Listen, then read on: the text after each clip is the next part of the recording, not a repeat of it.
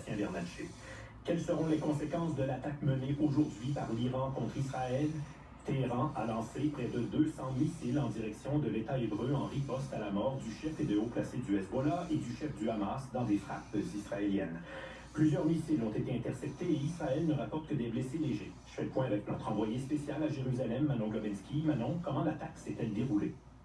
Et quand ça arrive, Jean-Sébastien, c'est sous forme d'alerte sur le téléphone. Vous savez, ces alertes Amber là, avec la sonnerie très, très, très remarquable, ben, c'est la même chose qui se passe en Israël quand l'alerte est donnée. Et là, à partir de ce moment-là, on a 10 minutes pour se mettre aux abris, à peu près 10 minutes.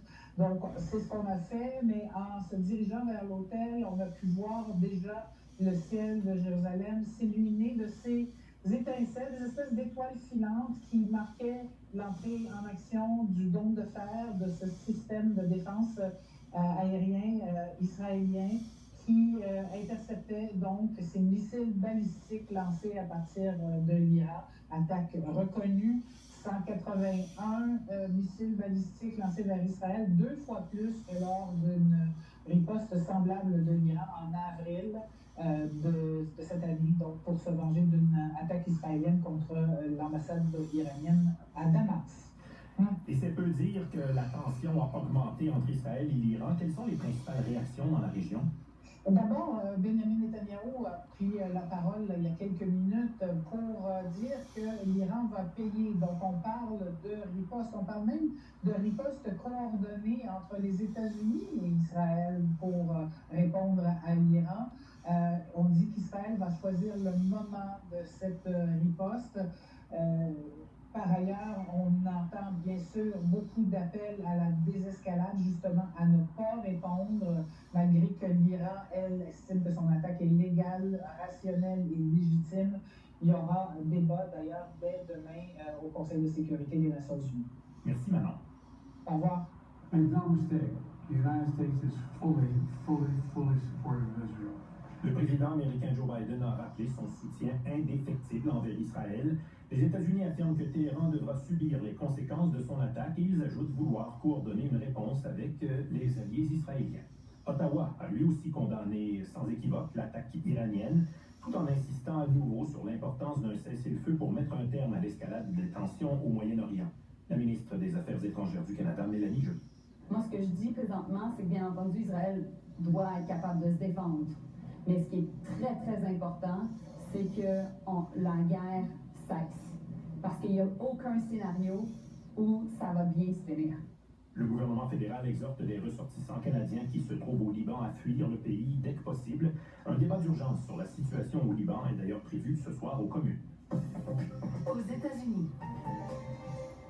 La campagne présidentielle américaine connaîtra ce soir un autre moment fort avec le débat opposant les deux candidats à la vice-présidence. Le démocrate Tim Walz et son rival républicain J.D. Vance vont se faire face sur les ondes de CBS. Frédéric Arnold est à Washington. Frédéric, ce sera sans doute la dernière occasion d'assister à un débat télévisé dans cette course électorale très serrée. Oui, Jean-Sébastien, c'est presque une sorte de débat présidentiel par procuration, puisque Donald Trump a refusé de participer à notre débat contre Kamala Harris, prétextant que le vote par anticipation avait déjà commencé.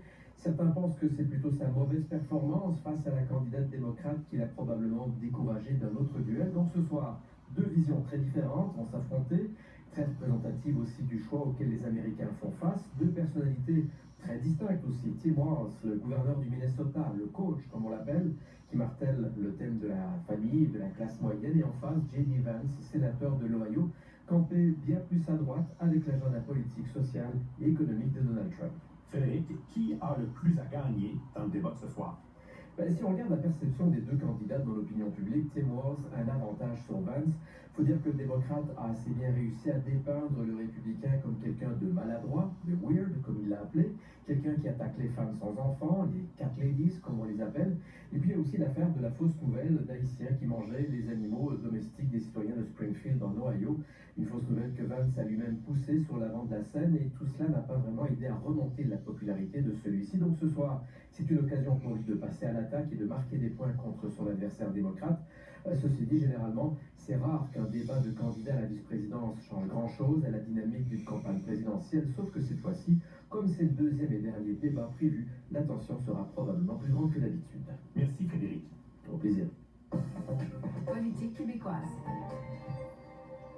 le départ de Marois Risky à la fin de son mandat fait ressurgir des questions sur la difficulté pour les élus de concilier travail et famille.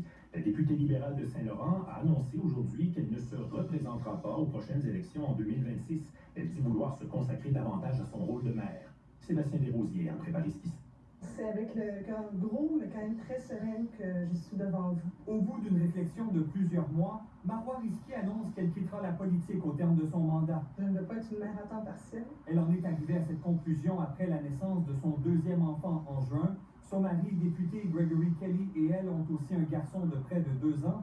Ils doivent se séparer d'eux plusieurs jours par semaine pour siéger au Parlement. J'aurais aimé être capable de tout conjuguer.